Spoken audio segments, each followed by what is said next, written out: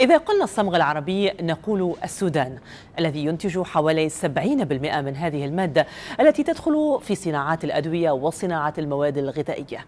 حزام الصمغ العربي في السودان يغطي مناطق شاسعة من البلاد تشمل ولايات كردفان، النيل الأزرق ودارفور. فما هي خصائص هذه المادة؟ وما هي أهميتها بالنسبة للاقتصاد السوداني؟ عمر قسم السيد لديه التفاصيل. يعتبر الصمغ العربي من أجود أنواع الصمغ في العالم، ويزداد الطلب عليه بشدة في الأسواق العالمية وخاصة الأمريكية. وما الإعلان الأمريكي باستثناء الصمغ العربي من الحظر الاقتصادي الواقع على السودان منذ عدة سنوات إلا دليل على جودته وأهميته بالنسبة للصناعات الأمريكية. كل ذلك سنتعرف عليه من خلال مشاهدتنا لهذا التقرير.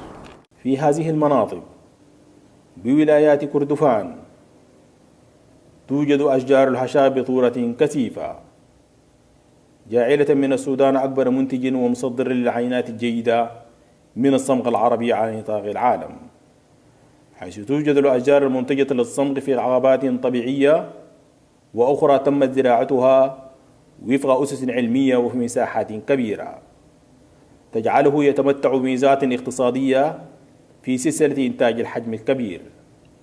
ويمتلك السودان أنواع من ذات النقاء العالي في منتجات الصمغ العربي وسهولة جمعه، حيث يمول السودان العالم ب80% من حاجته السنوية من تلك السلعة. وتلعب شجرة الحشاب المنتشرة في معظم ولايات شرق ووسط وغرب السودان دورا اقتصاديا واجتماعيا مهما لسكان تلك المناطق، حيث توجد فوائد أخرى لهذه الشجرة، منها زيادة خصوبة التربة ووقف الزحف الصحراوي. في الفترات اللي فاتت يعني سنة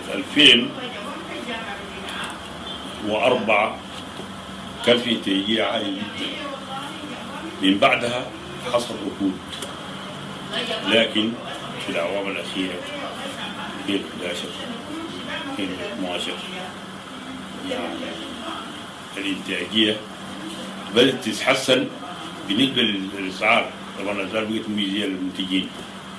تنبت شجرة الحشاب في الغالب على الأراضي الرملية، وهي تتميز بمقاومة كثير من الظروف البيئية الصعبة.